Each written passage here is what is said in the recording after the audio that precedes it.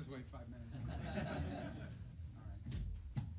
Well, thank you guys for coming today to cover us and to do this event. I wanted to start. I'm going to be very brief because I just want to get to as many questions as I can. I can do English. I'll answer Spanish if you ask Spanish, and then I'll answer it in English after I answer it in Spanish. So any other languages, you know, won't be able to do it. But those two, and then look. When I took over Secretary of State, I'll refer you back to the hearings we had in the Senate in January about the role I hope to play. And I believe very strongly this president was elected. One of the reasons why he was elected, very specific things, but one of the reasons why President Trump was elected is sort of an understanding among the American people that our foreign policy was in need of a complete recalibration. A recalibration because the world had dramatically changed. Many of the institutions, policies, assumptions that our foreign policy was operating under were built upon a world that no longer existed, and it required us to re-examine that. One of the assumptions that I think we had lost during this period of time, and I don't mean to make this an academic lecture, but I wanted to give you some insight into the broader thinking, as I highlighted at that hearing less than a year, almost a year ago now, is one of the assumptions was the loss of the notion of the national interest in our foreign policy. At the core of foreign policy needs to be the national interest of the United States. Now, that doesn't mean that there aren't issues and things we care about in the world, but at its core, the core principle of the national interest, the core principle behind our foreign policy needs to be our national interests. So you have to, first of all, define what is the national interest, and then you have to apply it. We defined it as we are in favor of foreign policies that make America safer or stronger or more prosperous, hopefully all three, but at least one of those three. And then it requires you to prioritize. Even the richest, most powerful and influential country on earth has limited resources, has limited time. And it has to be able to dedicate those resources and time through a process of prioritization. That includes geographic prioritization. It also includes issue prioritization. And that's what we intend to do here. Then you have to have the mechanisms of foreign policy to deliver on it. In essence, you have to have a Department of State and a National Security Council and all the elements of U.S. foreign policy influence and power to deliver, to identify and then deliver on those priorities. And that's what we've attempted to do here, and I think we're well on our way to doing it. There's more work to be done. There's things we will improve upon. But generally speaking, it was the genesis behind the reorganization of the department, oftentimes applying reforms that secretaries of states of both parties, appointed by presidents of both parties, have long sought to do. And we're very proud of that going into effect and continuing to work forward. I think we generally avoided, massive disruptions to our operation, although any transition involves some disruption. But we're very happy with the way we empowered our regional bureaus, meaning our embassies and the folks at the desks here behind the regions have become more empowered and having influence over every element of our foreign policy, particularly how it's applied tactically. At the same time, one of the things we looked at is foreign aid. Foreign aid is not a separate activity of the United States government. It is an element and a tool of our foreign policy, and it should be used for the purpose of furthering the national interest. That doesn't mean we don't care about human rights. That doesn't mean we don't care about starvation. That doesn't mean we don't care about hunger. That doesn't mean we don't care about humanitarian need. What it does mean, however, is that even foreign aid, which is not charity, it is an act of the U.S. taxpayer. Now, American charities are free to give their money to whoever they want, as long as it's not a sanctioned entity. But the United States and the taxpayer money should be spent in furtherance of our foreign policy, should be spent in places and on things that further our foreign policy, and even that is not unlimited. We have a limited amount of money that we can dedicate to foreign aid and humanitarian assistance, and that has to be applied in a way that furthers our national interests, and that's what we have sought to do as well. And in that endeavor as well, we have empowered the regional bureaus and our embassies to play a dramatic role. In fact, they are not just the implementers of this. They, in many cases, are the ones that are suggesting and are leading the response. And so bringing the tools of foreign aid underneath the umbrella of our broader foreign policy has been an important and dramatic reform. Even in the midst of all that, we remain engaged around the world, including in conflicts that perhaps are not central to everyday life in America, but the president has made it a priority to be a peacemaker. And so you've seen us engaged, whether it's Russia, Ukraine, or India and Pakistan, or Thailand and Cambodia, which is an ongoing challenge, or the tragedy we see now in Sudan, or the potential for further strife in South Sudan and that falling apart. I mean, no matter Armenia and Azerbaijan, we are always looking for opportunities, if possible, to play the role of a mediator that brings about the avoidance of war or the ending of conflicts. And obviously, in many of these cases, you can get people to the table and agree, and then there's the implementation process. And so we've made progress in many of these, particularly in getting them to agree to certain conditions. Obviously, it's ongoing work to make sure that those are implemented and applied. And some of these, conflicts have deep roots that go back many, many years. But we are prepared to be engaged and helpful in ways that perhaps other nations can't. We've been viewed as indispensable in that regard, and it's a role the president takes great pride in the promotion of peace around the world, and something he deserves a lot of credit for. He is personally engaged in all of this. Obviously, the big one was the situation with Gaza, which again is ongoing. There is now a ceasefire. There's that war is no longer going on at the scale and scope and all the things that were going on before. But obviously there's more work to remain. We are still through the process of trying to implement phase 1 and lead to phase 2 and phase 3. That is a long-term project, some of which will extend beyond the 4 years of this administration, but I thought was a very important achievement as well. So we have a lot to be proud about. I know you probably have some specific questions, and we can get to those, but I wanted to let that, lay that out as the preface and predicate for everything we're going to do today. So I'm going to start. How do I start? I'm going to start from the back row forward, and then I'll just juggle in between. I'll be here pretty long, so we'll get to everybody. Don't get desperate. Don't get wild. All right, I'll start with this gentleman with the white hair in the back. Yes, sir. Ask you about Gaza. U.S. wants Pakistan troops to be in Gaza. Has U.S. got a consent from Pakistan that they will be sending their troops in Gaza for peace building and peacemaking? Yeah. Well, look, in fairness to all the countries we've talked to about being and having a presence on the ground, I think they want to know specifically, what the mandate, what the specific mandate, what the funding mechanism looks like. So we're very grateful to Pakistan for their offer to be a part of it, or at least their offer to consider being a part of it. I think we owe them a few more answers before we can ask anybody to firmly commit. But I feel very confident that we have a number of nation states acceptable to all sides in this who are willing to step forward and be a part of that stabilization force. And certainly, Pakistan is key if they agree to do so. But I think we owe them a few more answers before we get there. We're trying to make a lot of progress here with I think the next step here is announcing the Board of Peace, announcing the Palestinian Technocratic Group that will help provide daily governance. And then once that's in place, I think that will allow us to firm up the stabilization force, including how it's going to be paid for, what the rules of engagement are, what their role will be in demilitarization and so forth. Thank you. Next to you in the back. Mr. Secretary, thanks so much for doing this. I want to start with Russia-Ukraine. You mentioned that... Easy stuff, yeah. You mentioned your efforts. There are talks going on right now, starting today and this weekend in Miami.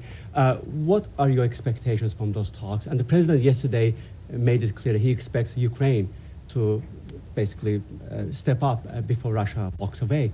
If you wake up in Odessa, if you're Ukrainian this morning, seeing Russians are bombing, your city, or if you turn on TV and listen to Putin, what he says, why would the Ukrainians, ignore what the Russians are saying publicly and believe in what they're hearing? Yeah, look, there's a reason why this war hasn't ended, and that is because there's complex factors at play. I know that sounds like a throwaway line, but it's true.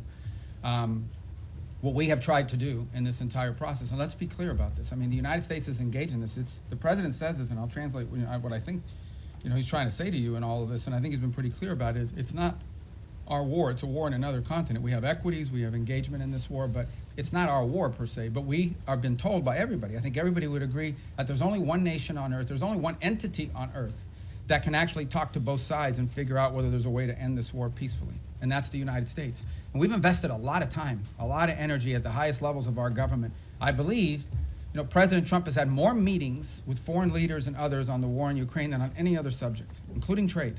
He's invested a lot of time. Steve and Jared have invested time. I've invested time. The Vice President, the Secretary of War, others, Secretary of Treasury, and more have invested a tremendous amount of time and energy in this. And what we're trying to figure out here is, what can Ukraine live with and what can Russia live with? Sort of identify what both sides' positions are and see if we can sort of drive them towards each other to some agreement. Wars end generally in one of two ways. Surrender by one side for another, or a negotiated settlement. We don't see surrender anytime in the near future by either side, and so only a negotiated settlement gives us the opportunity to end this war. A negotiated settlement requires two things: both sides to get something out of it, and both sides to give something. And we're trying to figure out, what can Russia give and what do they expect to get? What can Ukraine give and what can Ukraine expect to get? In the end, the decision will be up to Ukraine and up to Russia. It will not be up to the United States. So that's the role we are trying to play in this. And that's why you see so many meetings going on. This is not about imposing a deal on anybody. It is about determining what both sides expect and need to have and what both sides are prepared to give in return for it. and figuring out whether we can have those two overlap. And of course, that takes a lot of time and a lot of hard work. It can't generally be done in the media or in press conferences. I think we've made progress, but we have ways to go. And obviously, the hardest issues are always the last issues. Yes. All right, I'm going to go to the next row. That gentleman right there with the glasses. Well, right behind you, because you're not the next row. That's the next row, right there. Yes. Thank you. I'd like to ask how you Oh, I'm view. sorry. I didn't see. Okay. Oh. Well, go ahead. You can start. I hadn't seen you. I'd seen it, but you can go because you're first on that row. So. Okay, great. Thank you so As much. a well-oiled machine, ladies and gentlemen. So go ahead. I'm sorry, man. Thanks. I'd like to ask how you view recent escalation of tensions between Japan and China. You've been known for your tough rhetoric towards China over the years. Do you condemn China's recent provocative actions against Japan? Yeah, no, I think I've been nice to China, in terms of the work we have to do with them. And I mean, I had another job. My job now is I represent the President of the United States and the United States in foreign diplomacy. And I think we've made good progress with the Chinese. The Japanese are a very close ally of the United States. I think these tensions are pre-existing. We understand that's one of the dynamics that has to be balanced in that region. And I believe that we feel very strongly that we can continue with our strong, firm partnership and alliance with Japan and do so in a way that continues to allow us to find productive ways to work together with the Chinese Communist Party and the Chinese government. Look, there'll be tensions, there's no doubt about it. I mean, at the end of the day, China is and it will continue to be a rich and powerful country and a factor in geopolitics. We have to have relations with them. We have to deal with them. We have to find the things we are able to work together on. And I think both sides are mature enough to recognize that there will be points of tension now and for the foreseeable future. Our job as part of responsible statecraft is to find opportunities to work together, because I think if there's a global challenge that China and the U.S. can work together on, I think we can solve it.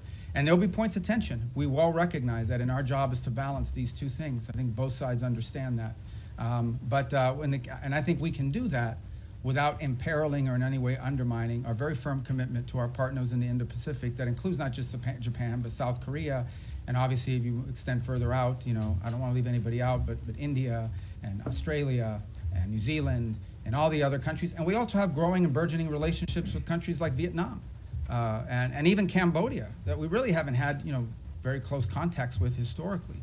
But we've talked to them a lot lately, obviously through the context of the conflict going on with Thailand, but also to figure out opportunities to work together strategically. And I say Thailand, of course, we've had a very long and strong strategic alliance with them for many years. All right, now, yes, sir. Thank you. Gracias, señor secretario. Dos puntos concretos en español.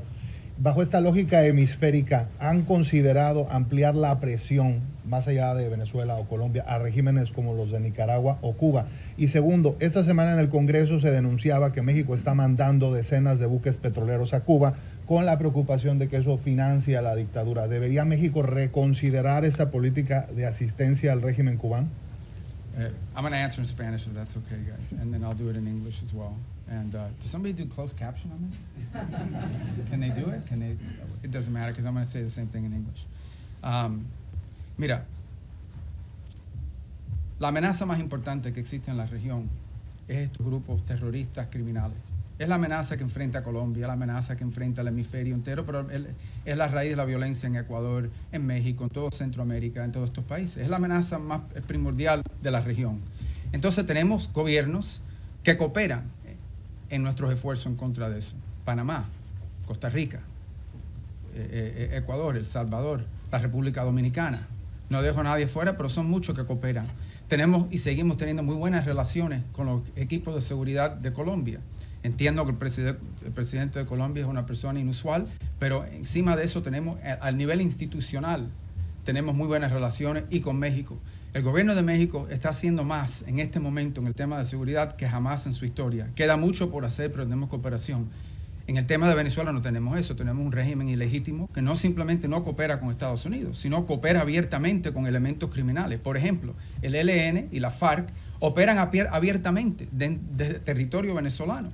Entidades de narcotráfico operan abiertamente y con la cooperación del régimen de Maduro para mandar drogas como cocaína a Estados Unidos a través del Caribe, creando una situación muy grave de seguridad en muchísimos países, inclusive Trinidad, República Dominicana, etc. Así que Estados Unidos lo que simplemente está buscando es la seguridad del hemisferio, que incluye, por ejemplo, Haití también. Y no hemos visto enfocado en eso. Obviamente los esfuerzos en contra de los barcos narcotraficantes saliendo de Venezuela han recibido mucha atención. Lo que no se habla lo suficiente, lo que estamos haciendo también en el mar Pacífico, donde hay esfuerzos andando también. La diferencia es que ahí tenemos la cooperación de gobiernos amigos. Lo que no se está hablando es lo que estamos haciendo junto con los mexicanos. Lo que no se está hablando es lo que estamos haciendo para crear una fuerza de estabilidad anti-pandilla dentro de Haití. Lo que no se está hablando es toda la cooperación que existen con todos estos gobiernos para llevar a cabo esta guerra en contra de estos elementos terroristas, criminales, que operan abiertamente dentro de nuestra región y que amenazan los estados de esta región. La buena noticia es que este nuevo año nos va a traer más gobiernos en el hemisferio que están dispuestos a cooperar en países como Bolivia, en Chile. Obviamente ya tenemos grandes amistades en lugares como Paraguay y Argentina. Y en fin, la reelección del presidente en Ecuador, la cooperación que existe en muchos países y esperemos poder ampliar esas relaciones con otros países también. Así que el esfuerzo se trata de eso y en eso estamos enfocados.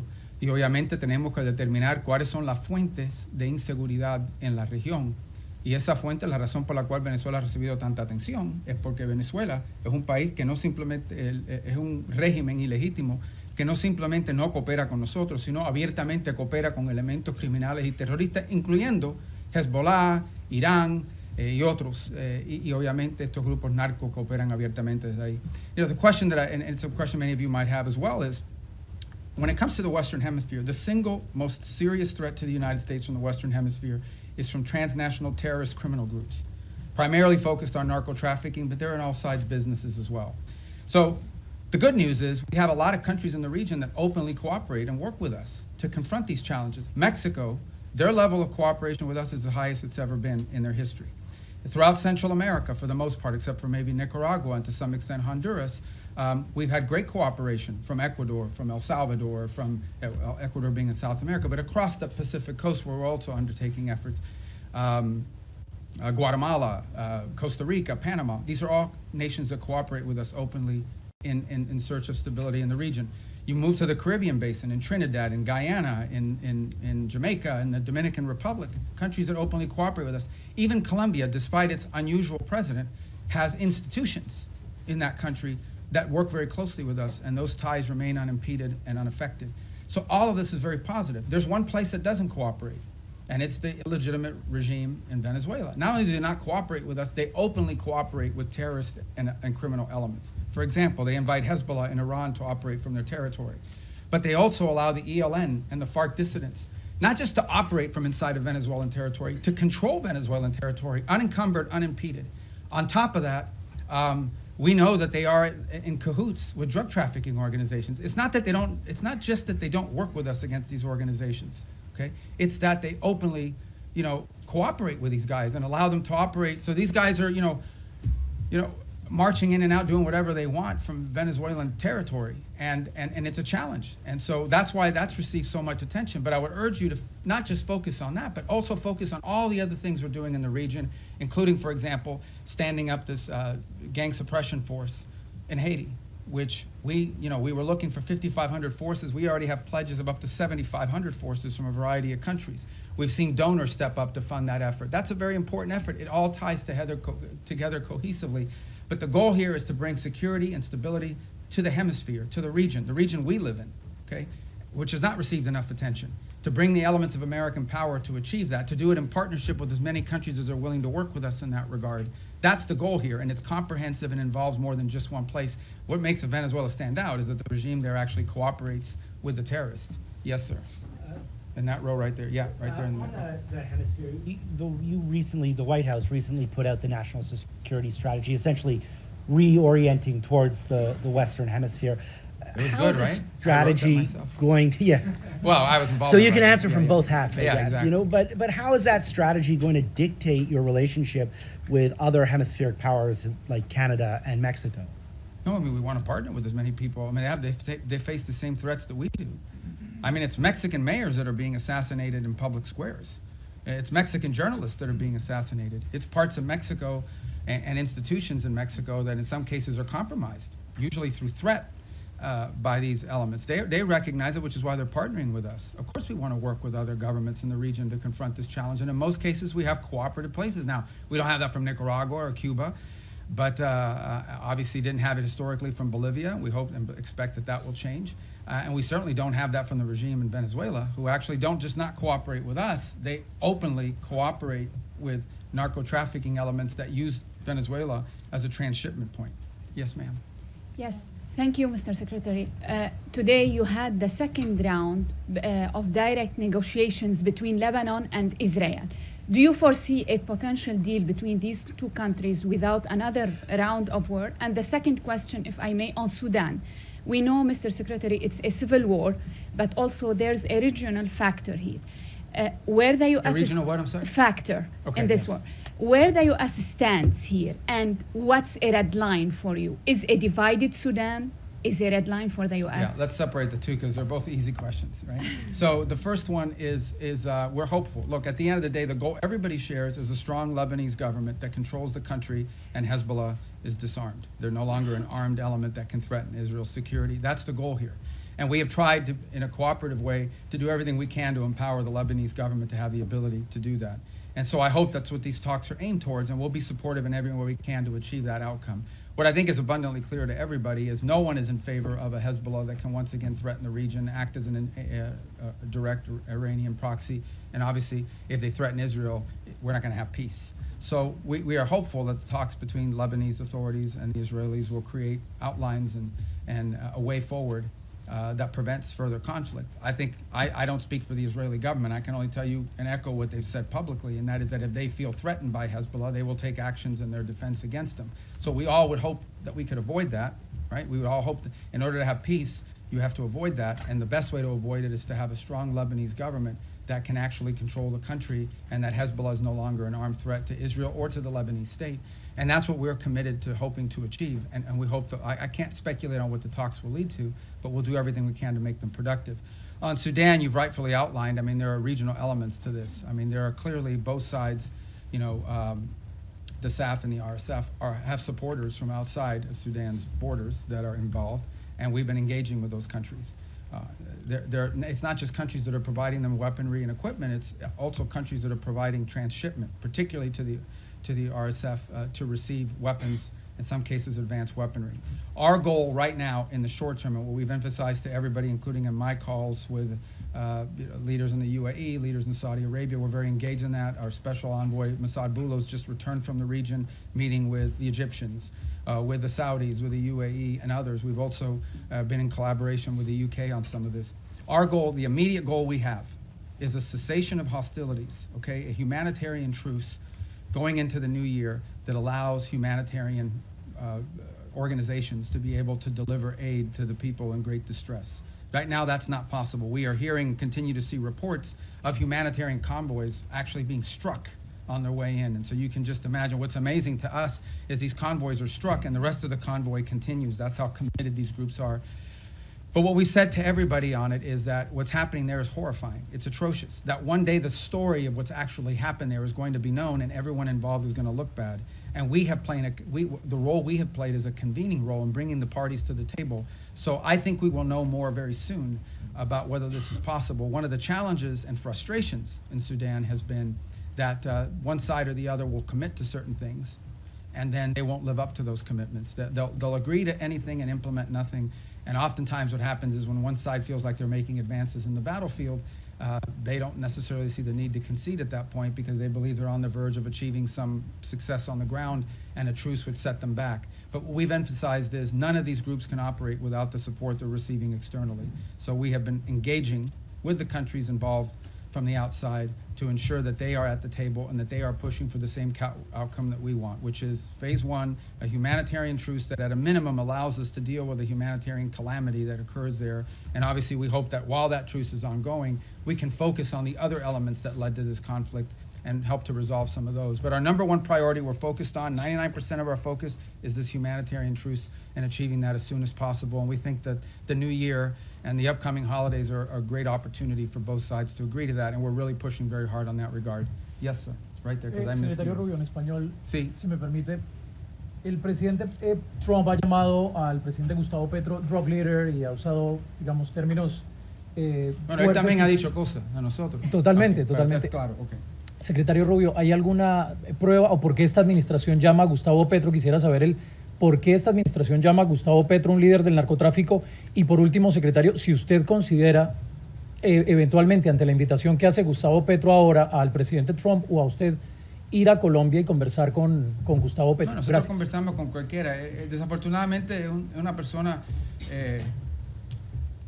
que no es muy estable en su pronunciamiento, pero no vamos a permitir que la actuación de un presidente que al fin su término termina pronto vaya a dañar la relación que existe entre Estados Unidos y Colombia, una relación muy cerca, una relación que se ha establecido a través de los últimos 50 años, una relación importante comercial, diplomática, militar, de seguridad, uno de los grandes socios y aliados que tenemos en la región.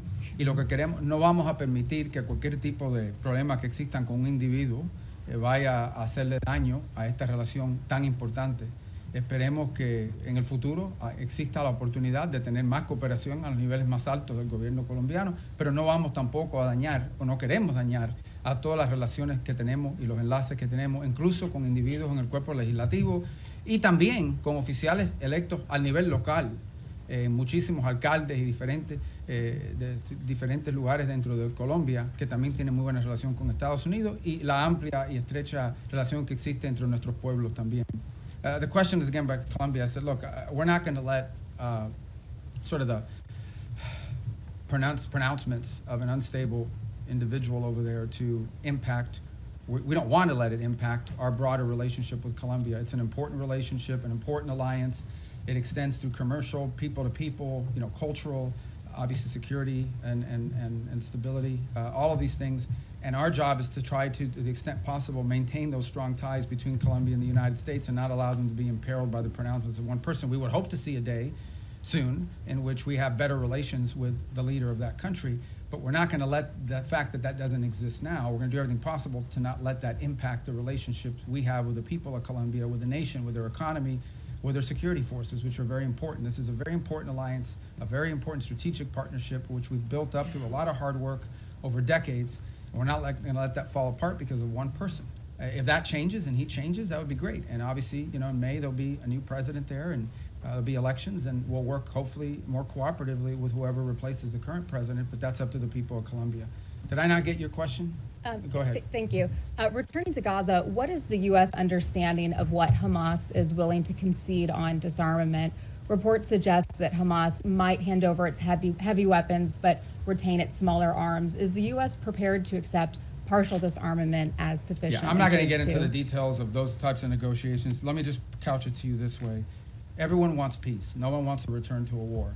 If Hamas is ever in a position in the future that they can threaten or attack Israel, you're not going to have peace. Okay? You're not going to convince anyone to invest money in Gaza if they believe another war is going to happen in 2 to 3 years. So I would just ask everyone to focus on what are the kind of weaponries and capabilities that Hamas would need in order to threaten or attack Israel as a baseline for what disarmament needs to look like. Because you're not going to have peace. If 2 years from now Hamas is launching rockets or killing Israelis or carrying out, God forbid, another 7th of October type terrorist attack and so forth, you're not going to have peace. So who's going to invest in a peace? Who's going to invest in rebuilding a place that's going to get destroyed again in a future war? So that's why disarmament is so critical. Now, what that entails, we're going to leave that to the technical teams to work on. It would have to be something, obviously, that they're willing to agree to, that our partners can push them and pressure them to agree to. It also has to be something that Israel agrees to. In order for that to work, both sides have to agree on it, and we need the space to do it. But that's the way to think about it, okay? You cannot have a Hamas that can threaten Israel in the future.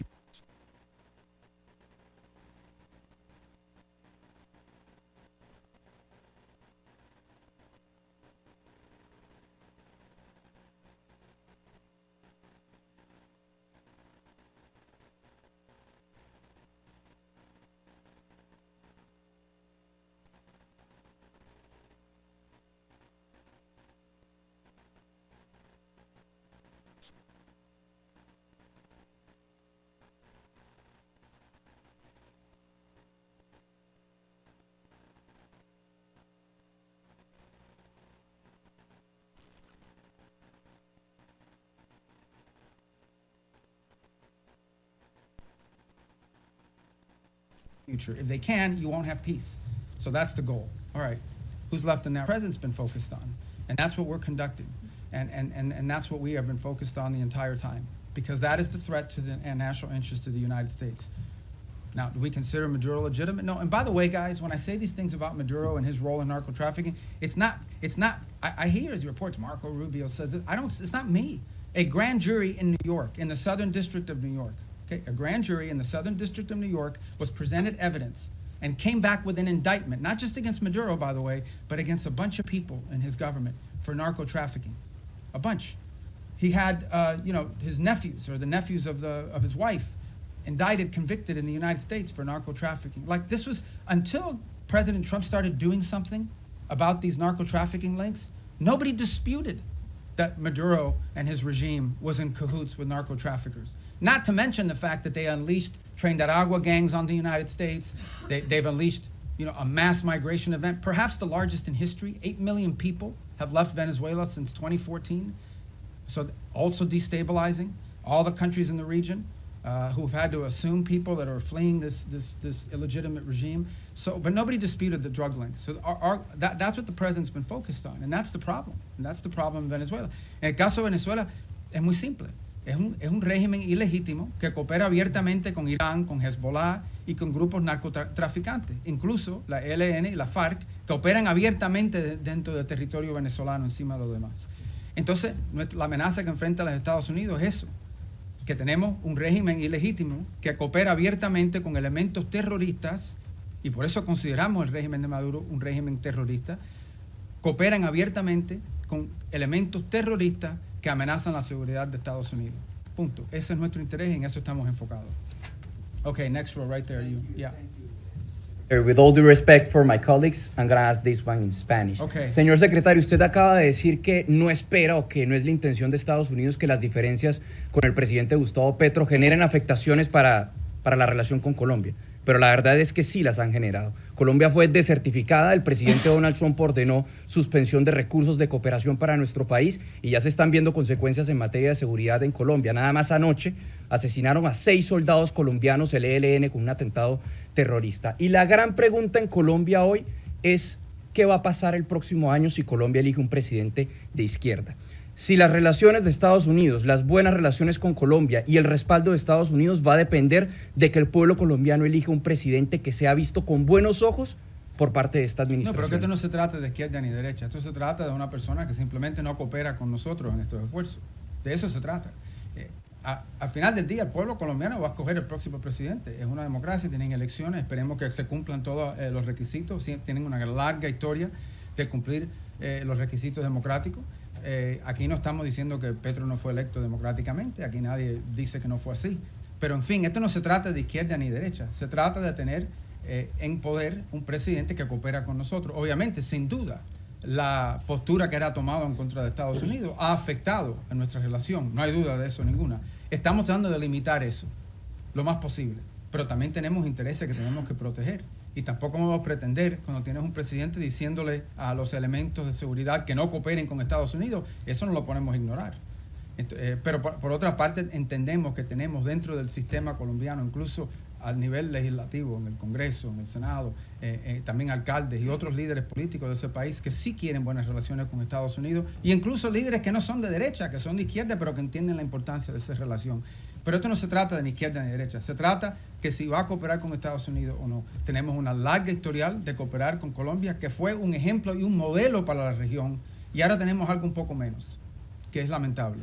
Ojalá que eso cambie. The question was about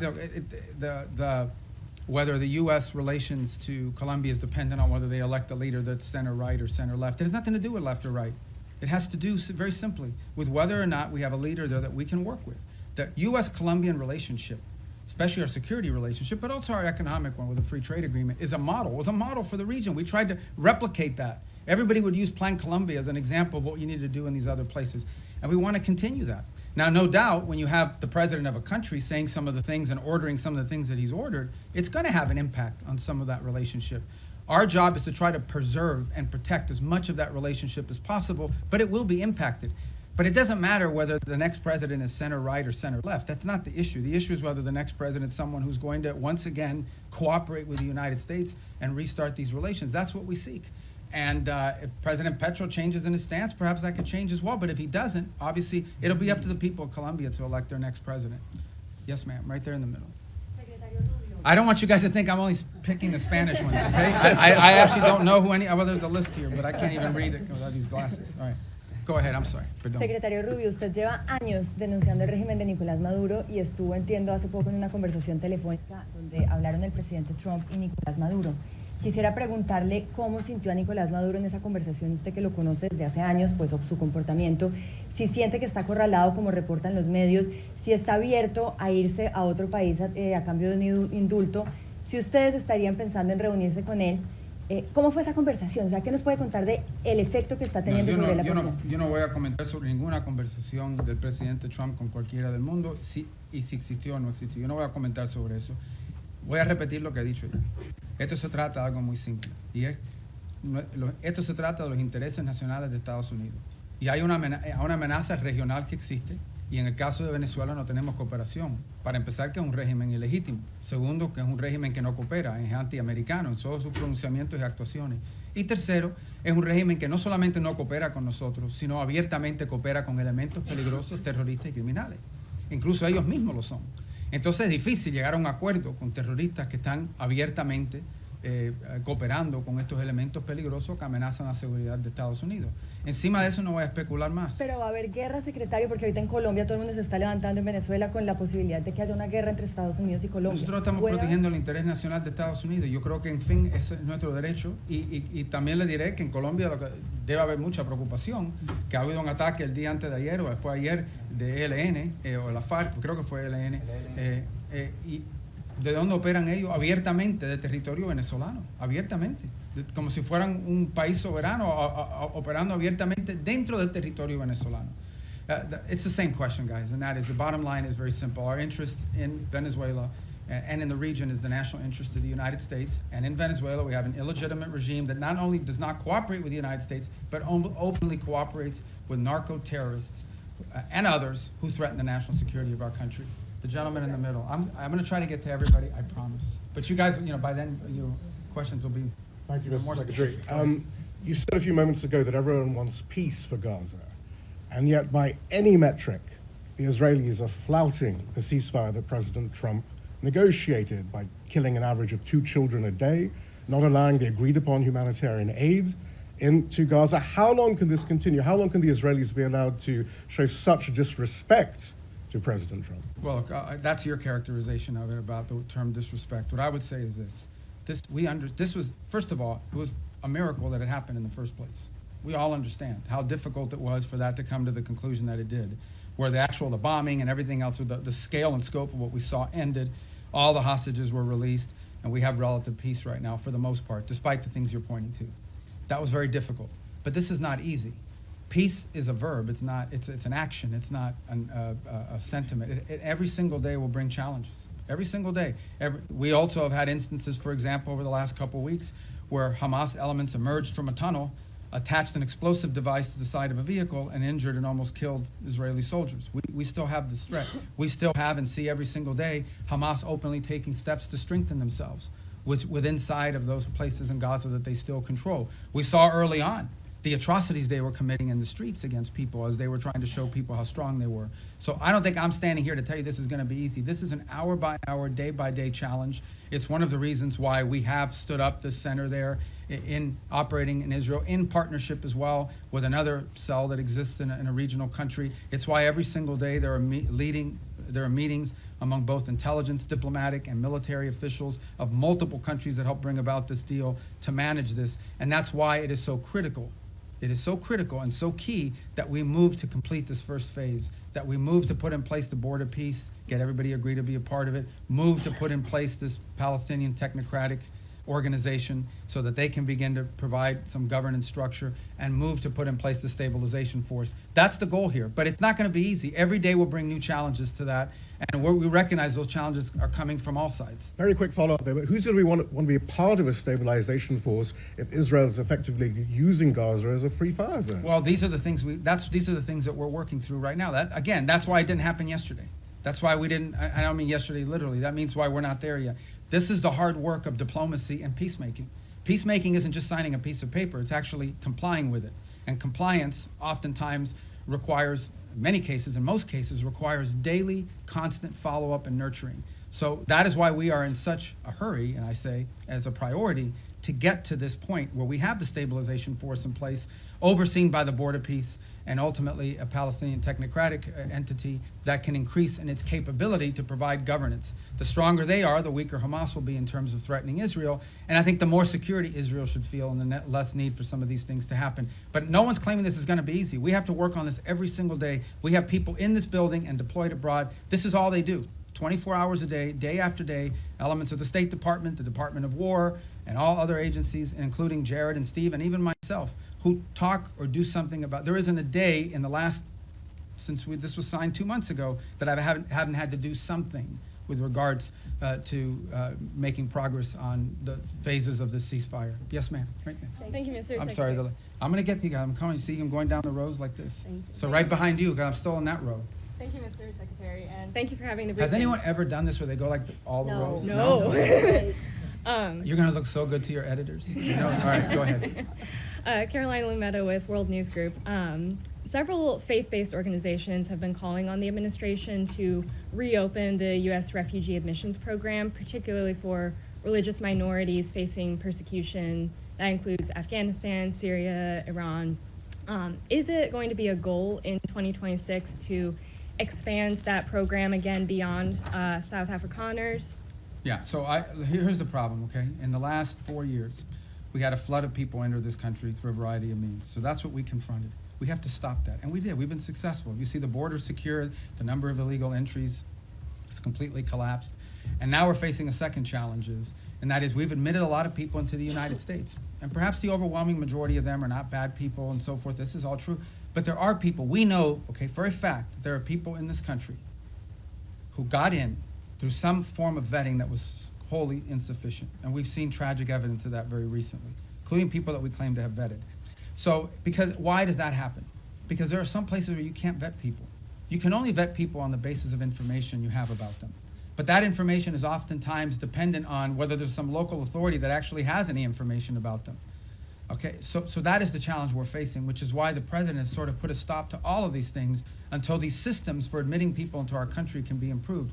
But I think everyone would understand that after a flood of 15 to 20 million people into our country, almost unrestrained in some extent, over the last 4 years before taking over in January of this year, there's a desire in our country to put a stop to that until we can fix these processes to ensure that not only do we know who's in the country now, but in the future, we're not going to face some of these challenges that we faced in the past. So, look, the United States remains the most generous country in the world when it comes to legal immigration. This year alone, close to 1 million people will enter this country legally and have their green card and go to war.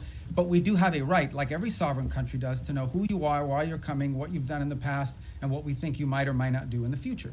We have a right. We have a right to make sure that you're not going to come to this country and pose a burden on our social safety network. All of these things are rights of sovereign countries. A bunch of sovereign countries in the world do it. Most of the countries in the world have far more restrictive immigration policies than the United States has ever had. But we are in a special period right now. This is not like business as usual. This is, right now, we are less than a year removed from the most reckless migratory incompetence in American history, where a flood of people and mass migration events entered the United States. And they can claim all they want that they vetted people. This is just not true.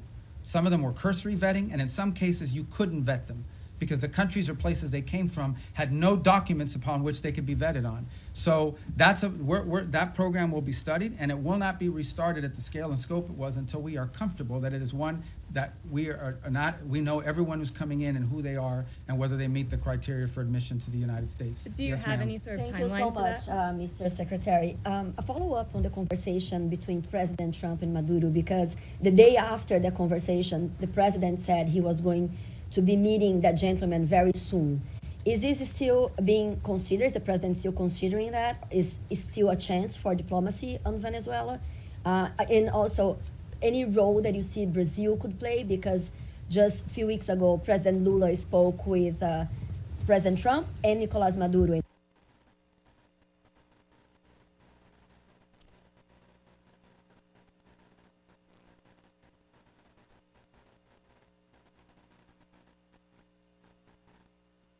He offered to help to mediate. To you on what comes next in that regard. I have no reason to express skepticism or optimism about it. I'm just not going to comment on what the president has available to him as options across the range of options. I'm just not going to comment on what the president has available to him as options across the range of options that include diplomatic options. And how about the conversation with Lula? I mean, I think he said to us what he has said publicly, and that he has a willing to play a positive role in that regard. You know, the president's had 2 phone conversations and 1 meeting with President Lula. I think we've made progress on some things, including on trade. We have more work to be done. The 2 presidents got along. We felt that was important in terms of those conversations. I've talked to Mauro, their foreign minister, on it, including this earlier this week. And we have a lot of issues in common with Brazil that we'd like to work together on, and strong links. Being from Florida, as an example, I know how important Brazil has been to us as a partner. We've had some disagreements on a couple things over the years as well, but I feel like that relationship is on a positive trajectory. But as far as its role in Venezuela, I don't have anything to provide you on that today of any specificity. Just a quick Yes, sir. follow-up on the tariffs, political tariffs. No, on I got to Brazil. get to him. Okay. Thank you, Mr. Secretary, and thank you very much for doing this. On phase 2 in Gaza, when is the soonest that we could see that being implemented? And then separately, you said at the top that you want the US to play the role of mediator that brings about the avoidance of war and ending conflicts. How do you square that position with a possible military intervention in Venezuela? Thank you. Well, first of all, a couple things. Wanting to pursue peace and secure peace does not necessarily come at the expense of your national interest. We reserve the right and retain the option of defending our national interest. Now, in the case, again, we're going to talk about Venezuela. Let's be clear.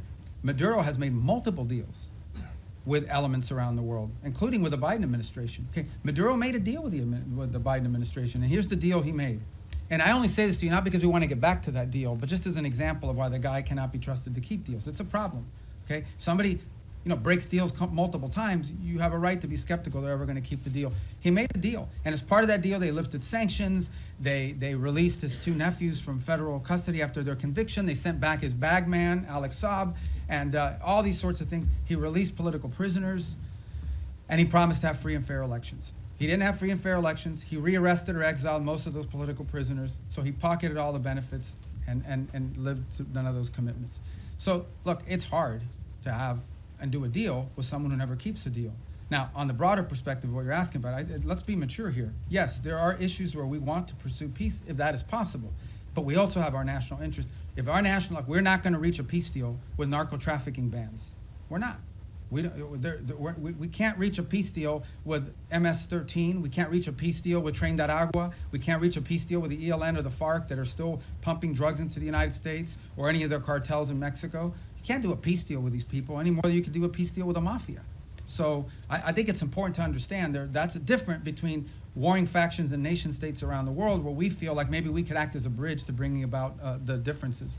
But when you're talking about things that directly implicate the national interest of the United States, and no one can argue that transnational criminality and terrorism in our hemisphere is not a threat to the national interest of the United States, we reserve the right and have the right to utilize every element of national power to defend the national interest of the United States. And no one can dispute that. And every country in the world reserves the same option. We just simply have more power than some of them do. And phase 2 Gaza? Oh, phase 2 Gaza, yeah. I mean, we got to complete phase 1 to get to phase 2. That's why we're working every day to get there. Look, guys, if this stuff was easy, it would have been done already a long time ago. This is a complex situation. No one would dispute it, but it's important. What we achieved already, what the president achieved ending that war already was something no one thought was possible. Everyone thought that the last episode was going to be an Israeli incursion into Gaza City that would lead to massive loss of life and the hostages would never be reunited with their families. And today, as we speak, all the hostages that were living are back, all but I believe one of the bodies has been returned. No one would have believed that 6 months ago. So that in and of itself, but that is not the end of the story. We want to continue on this. But what we're talking about is dealing with something that no one has been able to solve in 30 or 40 years. No one. And it's going to take some time. But I feel generally optimistic that we have the right people at the table with the right motivations to make it happen. But no one is claiming to you that this is going to be just a straight up trajectory. It's going to have its ups and downs. It's going to have its good days and bad days. The important point is that the momentum and the trajectory on it is a positive trajectory, and we're investing, high levels of our government every day in trying to make that happen. But we can't do it alone. We have all these other partners that we have to include. So I would focus you on let's get the board of peace in place and announced. Let's get the technocratic Palestinian group in place, and then let's get this stabilization force in place, and then we can move on to the other elements, the phase 2 and phase 3 of the plan, that hopefully will be what will be enduring. And the work of putting phase 2 and phase 3 in place is going to extend far beyond the next 3 years. I mean, this is a generational commitment, but we want to leave those pieces in place for the next administration to continue to build upon, even as we achieve phase 1 and parts of phase 2 during this administration. Yes, ma'am. Yeah, Mr. Secretary, some of your former Democratic former Senate colleagues who considered you one of their most trusted bipartisan partners have, since you joined the Trump administration, accused you of abandoning some of your former principles and positions. And 3 or 4 have said they regret voting for you. Well, I had 99 votes. I could have spared 4. What's your response to that? And more importantly, how do you think about building and maintaining bipartisan consensus and cooperation on foreign policy at this moment, especially because that will be necessary to sustain President Trump's legacy after he leaves office? I mean, we live in a very different time, unfortunately. I engage with senators, for example, from both parties. We saw a bunch of them the other day all the time, and obviously, but politics today is very different than it was 10 or 20 years ago. It just is. I'm not in that anymore. I'm no longer in a political office, but I know political offices. I served 14 years in the Senate, and politics is real, right? I mean, there's also not a lot of benefit to a Democratic senator saying what a great guy Marco Rubio is in this current political environment, or anyone in the Trump administration for that matter. So all I will tell you is I get up every day, we go to work, we get work done, we do cooperate and work with. They don't always agree with everything we're doing, but I have a lot of people in the Senate, particularly chairmen of key committees that we interact with. There's things people can say and do in the public that because of politics and private that they can't say or do in public. But I don't know what else to comment on that other than one more point, and that is, I think this is important. I think people have lost sort of their mindset here a little bit, okay? The foreign policy, the State Department is not its own government, okay? The Secretary of State is not its own government. I'm appointed by the President, confirmed by the Senate, and then, or nominated by the President, confirmed by the Senate, and then appointed by the President. But at the end of the day, the person the people of the United States elected to be the President of the United States and the Commander-in-Chief is Donald J. Trump. That's who they elected. And my job, and the job of the people in our administration, is to implement the President's foreign policy. We provide advice, we provide counsel, but ultimately our job is to take what the President wants to do, take his vision, and implement it. Come up with options for implementing the President's vision. That's my job today. When I was a senator, I represented the state of Florida. Today, I am the Secretary of State for Donald J. Trump, the President of the United States, and my job is to implement the President's foreign policy, provide advice, provide counsel, provide ideas, provide for opportunities and ways in which his foreign policy can be implemented. But in the end, our job is to implement that. And why people think that somehow foreign policy can be divorced from our republic, that's not the way our Constitution works. The Constitution does not say you elect the President of the United States and then you put in place a State Department to undermine the President if the person who's the Secretary of State doesn't agree with him. That's ridiculous. That's stupid, really. And I don't know why anybody would think that. So that's the job I have, and that's the job I'm proud to do. I think we've made a lot of progress. We have a lot more work to do. All right, on our row right there from Italy, right? I know you from the... Do you cover us now, or are you on Capitol Hill still? No. Everything. So you're like a one-man bureau for the whole thing. As All well right. as here. You're like me. You have 2 jobs. Good. Yeah. All right. Thank you, Mr. Secretary. So the United States, on one hand, are with Russia to end the war in Ukraine. But on the other hand, the Russian foreign minister yesterday or the day before said it would be a fatal mistake from the U.S. To block the oil tanks from Venezuela and trying to overthrow the Maduro regime. So what kind of what's the assess that you're doing, and are there any safeguards in place to avoid escalation with Russia? And then I have another question about the Hezbollah. So yeah, we're not concerned about an escalation with Russia with regards to Venezuela. I mean, we've always expected them to provide rhetorical support for the Maduro regime. I think they have their hands full in Ukraine, and if he's watching, Sergey, Merry Christmas. And but at the end of the day, I expected them to say what they were going to say. The rhetorical support, we understand what that's at. It's not a factor in how we consider this whole thing.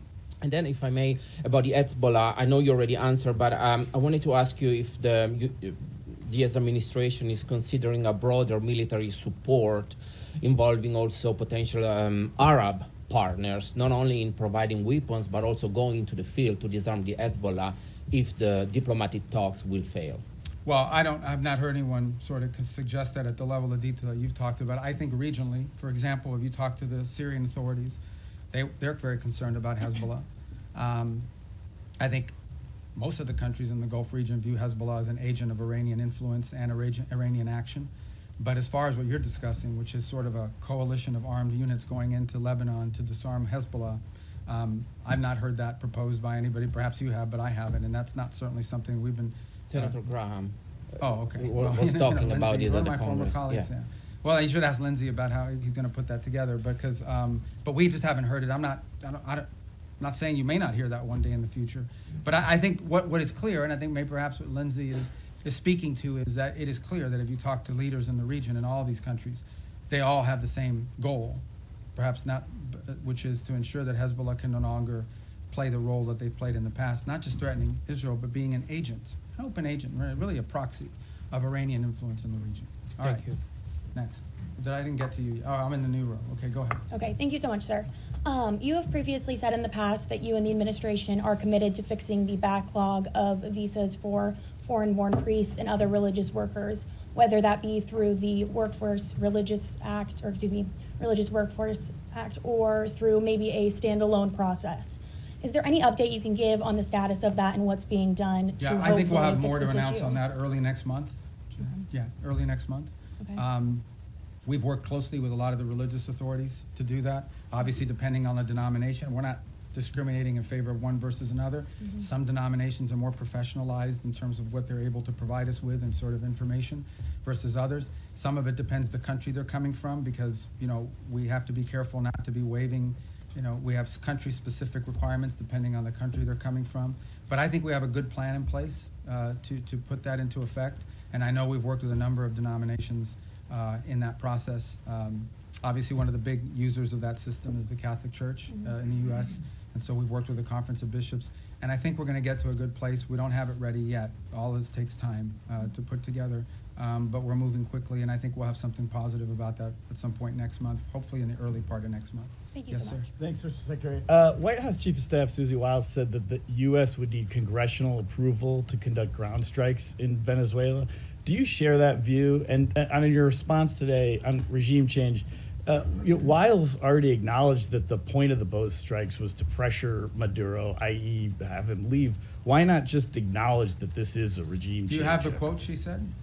That this is No, but do you have the quote? To cry uncle. Yeah, was so, the okay, quote. so cry uncle, all right?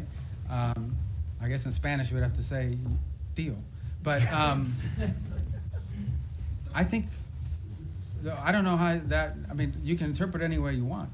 But at the end of the day, it is clear that the current status quo with the Venezuelan regime is intolerable for the United States. The status quo, that they operate and cooperate with terrorist organizations against the national interest of the United States.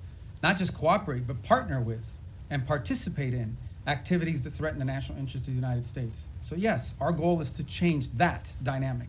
And that's why the president's doing what he's doing. Change that dynamic by ensuring that no one wants to get on drug boats anymore. You know, people were just going out there, you know, openly without any fear of the reaper. And now I think people understand, like, it's not a good idea. By the way, we haven't had a strike in the Caribbean basin in almost 5 weeks. Do you know why? It's not because we stopped looking. It's because no one wants to get on a boat anymore and do that. So it's been effective at cutting that down. Now there's been strikes in the Pacific. So the bottom line is that, sure, our goal is to, I mean, what's the point of doing something? But the change, people want to focus on regime this and this and that. The goal here is very simple. The national interest of the United States. The President of the United States was elected to protect the American people, to protect America. That's what he was elected to do. It's one of his fundamental promises that Donald J. Trump made when he was elected President of the United States, is I am going to protect this country. Protect us from what? From the threat of terrorism, from threats to our economy, and from threats these drug organizations and these terrorist organizations pose against the United States. And if you are an ally, a friend, a partner, or cooperate or participate in activities that threaten the United States, you're going to have a problem with President Trump. I think the only shocking thing here is that a lot of people say that. People run all the time for office. I'm going to take on the cartels. I'm going to do this. He's actually doing it. He's not doing anything he didn't say he was not going to do during this campaign. He said he was going to go after the cartels. And now he's going after the cartels, and everybody's shocked. Don't be shocked. This is a man who was elected president because he says and then he does. He doesn't just say and then forget about it. In congressional approval on land strikes, do you think that the United States does need to go to Congress in order to conduct land strikes in Venezuela? Well, look, I'm not going to speculate about things that haven't happened and may never happen. I'm not going to speculate on that. All I'm going to tell you is that two things. And I remind Congress all the time. By the way, I was very consistent on this position because it was my position when I was in the Senate. Number one, no administration, Republican or Democrat, has ever accepted the War Powers Act as being constitutional. That said, multiple administrations, including this one, have sought congressional approval and or certainly congressional notification of actions taken. Why? Because American action is always strongest when it has the buy-in and the participation of a broad set of actors. Now, given our current political climate, that's not always easy because we do have people today in politics that are against everything that President Trump is for. It doesn't matter what it is. It doesn't matter if they themselves had the same position. If it's President Trump's idea, they're against it reflexively, okay? That's the nature of the current climate in our politics. But I can tell you that to this point, nothing has happened that requires us to notify Congress or get congressional approval or cross the threshold into war. We have very strong legal opinions. We have now briefed Capitol Hill 23 times, 23 briefings, bipartisan briefings on Capitol Hill. I have personally participated in 6 of those 23 at the highest levels of the committee, but then the full House and then the full Senate, which, by the way, are always interesting. Now, okay, get it. I've been there before, okay? So I was part of this thing in the past as well. But you do this briefing, you answer all their questions, and then they go out and tell people, we heard nothing, we saw nothing, that we were pleased with. They already had their answer before they went in, but we do them anyways. And we continue to do them. Not to mention the individual calls I've had with leaders in Congress, and I'm not going to disclose what those are. So everybody over there does know what we're doing, they know why we're doing it, and we've kept Congress fully apprised, and we'll continue to do so. Yes? Thank you, Mr. Secretary. The settlers' violence is rampant in the West Bank. The what is, I'm sorry? The settlers, yes, the Israeli okay, settlers' violence in the West Bank is being escalating, is increasing. Also, Israel is building around 20 settlements unit. Doesn't this undermine your own effort in the peace process? And also, if I may, on Gaza, the humanitarian situation is dire. The babies have been frozen to death because of the weather. Tents have been flooded. Is this anything that the United States can do to alleviate the suffering of the civilians in Gaza? Yeah. In the case of the West Bank, we have, and you've seen our embassy even has put out statements and comments about specific incidents there that we're concerned about, that we do think, create a point of strong friction in the broader effort. And our own embassy, and Ambassador Huckabee has spoken to this as recently as a couple weeks ago, very firmly, I believe. And so we'll continue to communicate that as we have and make our opinion known in regards to its impact on the broader challenges. In the case of humanitarian, absolutely. I mean, this is the reason why that group is set up there every single day. We've been successful at opening new corridors. We want to continue to see that increase.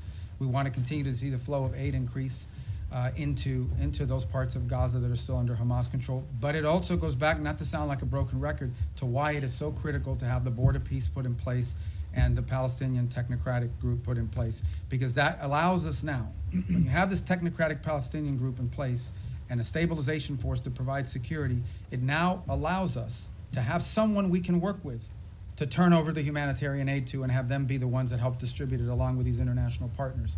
That's what the point we're trying to get to, that we can get to a point where that is, and part of the thing with humanitarian aid is also security. Someone has to provide security for these convoys as they go in, because oftentimes they have been attacked, they've been looted, they've been so forth. We don't have a force that can do that right now unless the Israelis are going to go in, and that would violate the ceasefire. But if we have a stabilization force on the ground, they could provide security. And then the technical side of it, the logistical side of it, along with the international partners, is what the Palestinian Technocratic Organization can do. That is why we are in such a hurry to finalize that phase of this deal so that the aid can flow. And not just aid, then we can move from aid to reconstruction, which is the goal everybody has. You want to reach a point at which you're not providing aid because Gaza has an economy, and it's not an economy controlled by Hamas. But we can't get to that stage until we can secure the place. And that's why we're in such a hurry to finalize that phase of the deal. Yes, sir. Vladimir Putin today I thought you were introducing yourself. No, no. Vladimir. I'm Vladimir Definitely Putin. not. Definitely not. Vladimir So Putin. what are you doing here? Nick Schifrin, PBS NewsHour. Vladimir Putin had his own end-of-year press conference today. Oh, he's trying to step on my message. Yeah. His went, I think, 4 hours, so we got at least 3 hours. And he said he was willing to end the war in Ukraine. I bet you didn't do it in Spanish. He did not. All right. Go ahead. I'm sorry. No, it's right. He said he was willing to end the war in Ukraine based on principles he had outlined last summer, and that included a complete Ukrainian withdrawal from 4 regions, most of which was not are not occupied by Russia, recognition of occupied Russian territory in Ukraine, and the complete lifting of sanctions. That goes beyond some of the recent conversations you've been having. So do you think Putin is serious about peace, and is the U.S. willing to recognize occupied Russian territory in Ukraine? Look, I think ultimately there is what people say, and I'm not claiming that that's not his position. I'm just saying there's what people say and then what people do. In the end, we're not going to base our approach to finding peace here on the basis simply of what people are saying. We're going to base it on what people are willing to agree to, what countries are willing to agree to. Our role is very simple. We try to understand what the Russian position, how much can they give and what do they have to have. We understand the Ukrainian position, and we try to find whether those two things can overlap. Maybe that happens this week. Maybe that happens next month. Maybe that's not ready for a few months. That's not up to us. That's up to the two sides. In the end, it's up to them to make a deal. We can't force Ukraine to make a deal. We can't force Russia to make a deal. They have to want to make a deal. The role we're trying to play is a role of figuring out whether there's any overlap here that they can agree to. And that's what we've invested a lot of time and energy and continue to do so. That may not be possible. I hope it is. I hope it can get done this month before the end of the year. I want it to end as soon as possible. I know the president is deeply committed to helping it end. I know this, though, we're the only ones that can do it. If we were not involved, no one would be talking to both sides. The UN can't do it, but who else is going to do it? Nobody in Europe can do it. So I think I think the one thing people should have is an expression of gratitude that President Trump is willing to continue to engage in this despite the fact that we haven't yet gotten the outcome that he hopes to have, because no one else could do it. And so that's what we're trying to do here. So this whole narrative that we're trying to force something on Ukraine is silly. We can't force it. There's no peace deal that Ukraine, there is no peace deal unless Ukraine agrees to it. But there's also no peace deal unless Russia agrees to it. We are just trying to find whether there's common ground that we can make happen. And maybe that's not possible. Maybe it is. Maybe that's not possible right now. But we don't think our work could potentially serve as a baseline for that in the future. Maybe it is possible now. We're going to continue to test it and see where we can get to. Is the U.S. willing to recognize occupied territory? I'm not going to speak on any specifics of any deal because we're not going to be able to negotiate a peace deal, especially one like this, in the media. Suffice it to say, let me just put it to you this way. There can't be a peace deal unless Ukraine agrees to it. And there can't be a peace deal, of course, unless Russia agrees to it. But remember that. Any peace deal is one that Ukraine has to agree to because they're a combatant. If Ukraine says we don't agree to it, there won't be peace. So our job is not to force anything on anyone. It is to try to figure out if we can nudge both sides to a common place. And guys, in a conflict like this, in a war like this, that's not easy. It takes a lot of time. We're going to have some patience with it, unfortunately. It's already gone longer. But understand why the president cares about this, okay? Because let's be honest here, and I'm not trying to diminish this, okay? Because it's an interesting position to be in. The United States only we don't provide weapons to Russia. We only provide weapons to Ukraine. The United States doesn't sanction Ukraine. It's only sanctioned Russia. And yet we are still the only country in the world that can talk to both sides. So let's be clear about the role we've played in this so far. I mean, we're the only ones that can. But so I don't mean to be dismissive of why this matters or it's important, because this is going on in another continent.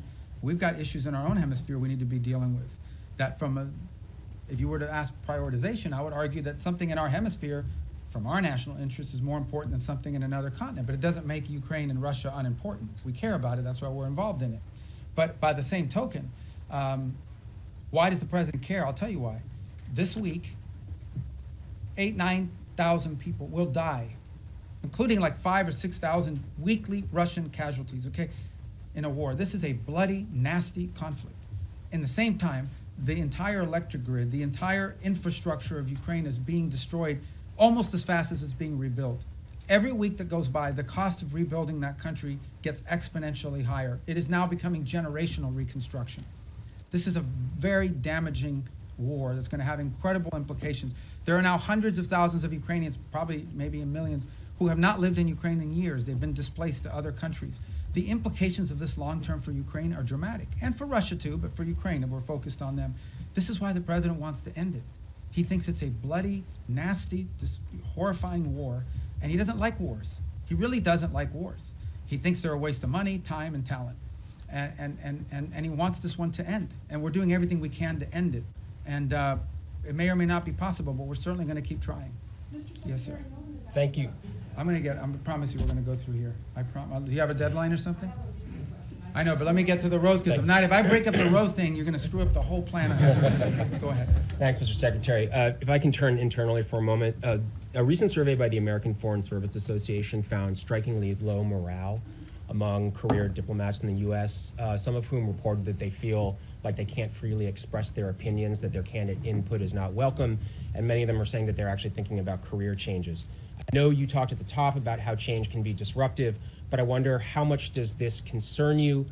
Do you possibly see this as a feature, not a bug, or would you be happy to see people leave so that you can bring in a new crop of people? And then just briefly on your own role, you have 2 jobs right now. Your travel schedule seems a bit lighter than your recent predecessors. You didn't attend the last NATO foreign ministers gathering and had your deputy go. Are you fully performing the job of Secretary of State? Are you more of a national security advisor than a Secretary of State? Can you talk about that? Well, first of all, on the travel schedule, we have a lot of leaders keep coming here too. So you talk about NATO, great example on NATO. I already went to a NATO meeting this year of all the foreign ministers. Then I went to the leaders meeting, which not all the foreign ministers were at. And then on top of that, that week is the week we had Rwanda and the DRC coming to the United States on a deal that I was working in. So as far as the travel schedule is concerned, we have a lot of leaders constantly coming here. We have leader meetings every single week for the most part up until last week. So there's a lot of work to be done. On the Foreign Service, we have very talented people here. I saw that report somewhere. That's from the union. It's from a union survey. All I can tell you is that today Foreign Service officers are more empowered at the regional bureau than they've ever been. I get descent cables, I get cables every day from all over the world that provide the baseline for a lot of the ideas that we pursue. There isn't a week that goes by that I don't send back 2 or 3 cables with notes about, let's turn this into a policy proposal.